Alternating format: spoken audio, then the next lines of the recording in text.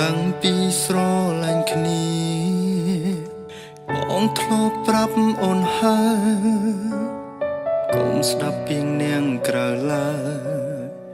គេឲ្យពួកយើងឆ្លោះគ្នានាងខ្លះគេជាមិត្តអ្នកខ្លាំងទៀតក៏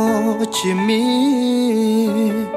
បនឲ្យយើងបែកគ្នាគេសំបំណងសំលឹងភ្នែកបងមកតាបងឲ្យច្បាស់ណាពុំងាពួកយើងមិនបងចោលគ្នា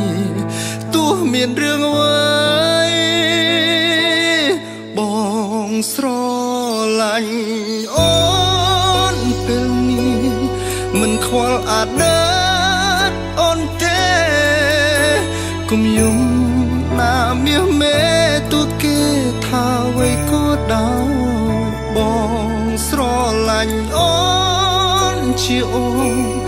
កុំខ្វល់មាត់អ្នកផ្សេងឡើយព្រោះអីតទៅថ្ងៃក្រោយអូនទេអ្នករស់ក្បែរបង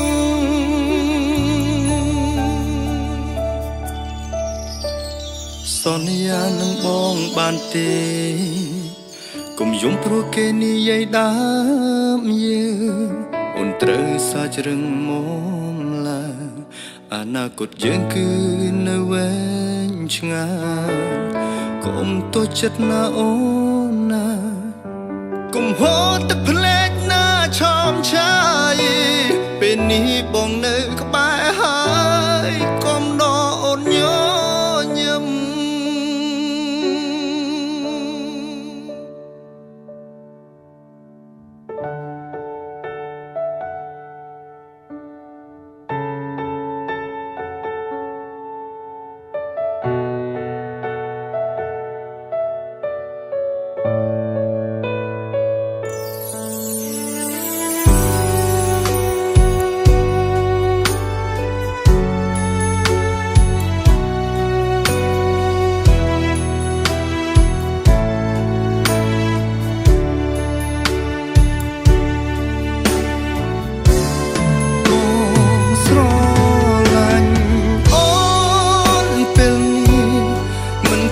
អាណិ